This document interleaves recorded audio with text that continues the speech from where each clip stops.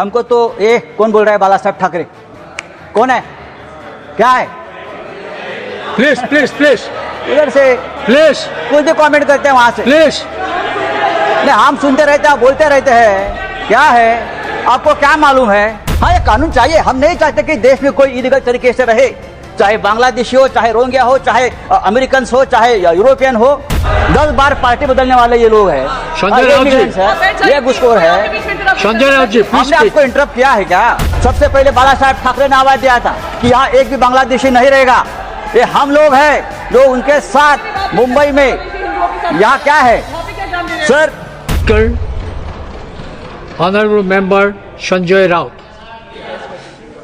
Thank you very much sir. ये immigration and foreigner जो bill है, जब ये टेबल किया गया तो हमारे गृह मंत्री जी ने कहा कि ये देश धर्मशाला नहीं है और हम धर्मशाला नहीं बनने देंगे।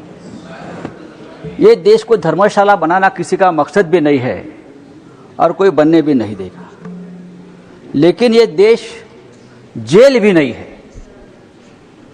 ये देश जेल भी नहीं, अगर धर्मशाला नहीं है तो ये देश जेल भी नहीं है। हमको तो ये कौन बोल रहा है? बाला साहब ठाकरे कौन है? क्या है? प्लीज प्लीज प्लीज इधर से प्लीज कुछ भी कमेंट करते हैं वहां से। प्लीज नहीं, हम सुनते रहते हैं, बोलते रहते हैं। क्या है, आपको क्या मालूम है? आप 10 बार पार्टी बदलने वाले ये लोग हैं। संजय राउत जी, ये घुसखोर है। संजय राउत जी, प्लीज हमने आपको इंटरप्ट किया है क्या? प्लीज प्लीज नहीं सर, कमेंट्री रोको। मेरा टाइम अभी शुरू हो गया है। तो 10 साल से ये देश के लोगों को एक तरह से जेल में रखा गया है। लेकिन अब जो विदेश से लोग आएंगे वैलिड पासपोर्ट पर, वैलिड वीजा पर, उनको भी शायद ये कानून जेल में रखना चाहता है। हर जिस तरह से कंडीशंस लगा दिए हैं, जिस तरह से उनके ऊपर फोर्सफुली बहुत से एक्ट लगा दिए हैं, तो यहां लोग धीरे धीरे टूरिस्ट भी आना बंद करेंगे। इस प्रकार के कठोर कानून यहां लगाए गए। सर, प्रेसिडेंट ट्रंप ने, हाँ, ये कानून चाहिए। हम नहीं चाहते कि देश में कोई इलीगल तरीके से रहे, चाहे बांग्लादेशी हो, चाहे रोहिंग्या हो, चाहे अमेरिकन हो, चाहे यूरोपियन हो। प्रेसिडेंट ट्रंप ने हमारे लोगों को, भारतीय लोगों को जो अवैध है वहां, उनको हाथ पांव में जंजीरें बांधकर आर्मी के प्लेन में यहां भेज दिया, इनह्यूमन तरीके से।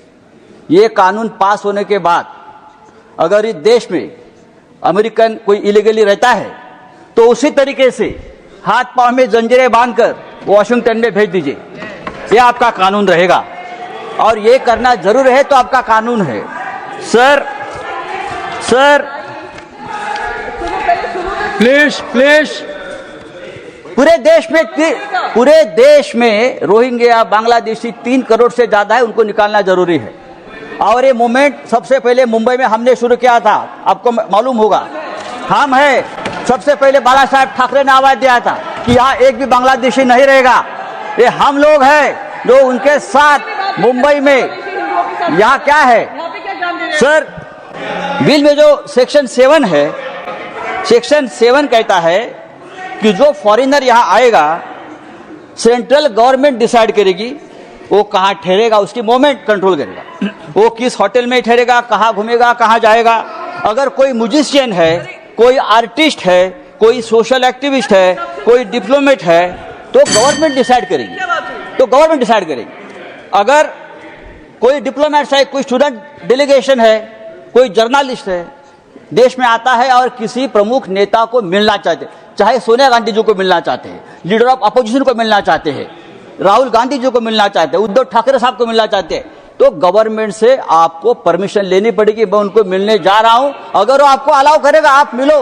आप अगर वो मना करते हैं सरकार, तो आप उनसे नहीं मिल सकते। इस प्रकार से बहुत से प्रावधान इस कानून में है। इसलिए मैं कहता हूं आप उसको जेल बनाना चाहते हैं। देखो, इस देश में जो टेररिस्ट आए हैं, इस देश में जो इलीगल लोग आए हैं, वो वैलिड पासपोर्ट पर नहीं आए। कसाब जैसे लोग आए, वो यहाँ पासपोर्ट लेकर नहीं आए। कसाब और उनके साथ जो टेररिस्ट आए, वो वहां समुद्र मार्ग से इलीगल तरीके से आए, घुस गए, हमला कर चले गए। सरकार को पता भी नहीं चला। तो ये सब रोकने के लिए कानून की जरूरत, कानून पहले भी थे, आज अगर हम कानून और मजबूत बनाना चाहते हैं तो बनाइए, लेकिन इस कानून में ऐसे कुछ प्रावधान है, ये फिट केस है, ये बिल वापस आप स्टैंडिंग कमेटी के पास भेजकर उसके ऊपर वापस हम चर्चा करें। Thank you. Very good, sir.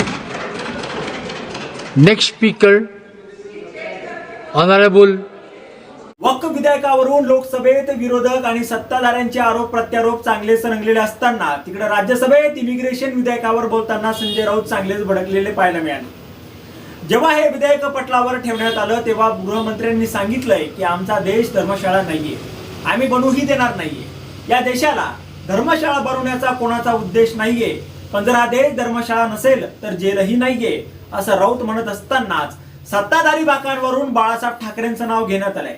हे एक तास कोण बोलतोय, बाळासाहेब ठाकरे कोण आहे हा सवाल करत चुटक्या वाजवत सत्ताधाऱ्यांना सुनावलं। काय आहे, काहीही कमेंट करतात, आप सुनते रहते हे, बोलते रहते हे, तुम्ही 10 वेळा पक्ष बदलणारे आहात, आम्ही तुमच्या वेळी व्यत्यय आणला का असा सवाल करत गप्प बसण्यास सांगितलंय। तसेच माझा टाइम आता सुरू झाल्याचं राऊत यांनी म्हटलंय। 10 वर्षात या देशाच्या लोकांना एका प्रकारच्या तुरुंगात ठेवलं गेलंय। आता जे अधिकृत विसावर येणार आहेत त्यांनाही कदाचित हा कायदा तुरुंगात ठेवू इच्छित आहे। ज्या प्रकारे अटी आणि शर्ती घातल्या आहेत त्या पाहता पर्यटक येणे बंद करतील अशी टीका राऊत यांनी केली आहे। ट्रम्पने देखील अवैध राहणाऱ्या भारतीयांना हातापायाला बेड्या टाकून अमानवीयरित्या भारतात पाठवले। जर या कायद्याने अवैध राहणाऱ्या अमेरिकेला असेच बेड्या घालून वॉशिंग्टनला पाठवावे हा तुमचा कायदा असला पाहिजे असं राऊत म्हणाले। देशात रोहिंग्या आणि बांगलादेशी हे 3 कोटी आहेत, त्यांच्या विरोधात हे केलं पाहिजे। पहिले बाळासाहेब ठाकरेंनी मुंबईत हे सुरू केलं होतं। सेक्शन 7 मध्ये जो परदेशी नागरिक आला तो कुठे राहणार, काय खाणार हे केंद्र सरकार ठरवणार आहे। कलाकार असेल, पत्रकार असेल तर देशातील नेते राहुल गांधी, सोनिया गांधींना भेटायचं असेल तर त्यांना केंद्र सरकारची परवानगी देणार नाही, म्हणजे ते भेटू शकणार नाहीत। हे या कायद्यात असल्याचं राऊत म्हणाले। कसाब समुद्रातून आला पण त्यांना या लोकांना रोखायचं नाहीये असा आरोप राऊत यांनी केलाय। आता यावर तुम्हाला काय वाटतं, तुमचं मत कमेंट बॉक्स मध्ये लिहायला अजिबात विसरू नका। व्हिडिओ आवडला असेल तर जास्तीत जास्त शेअर करा आणि आतापर्यंत मराठी जनता आपण आपल्या या चॅनलला सबस्क्राईब जर केलेलं नसेल तर चॅनलला सबस्क्राईब करा।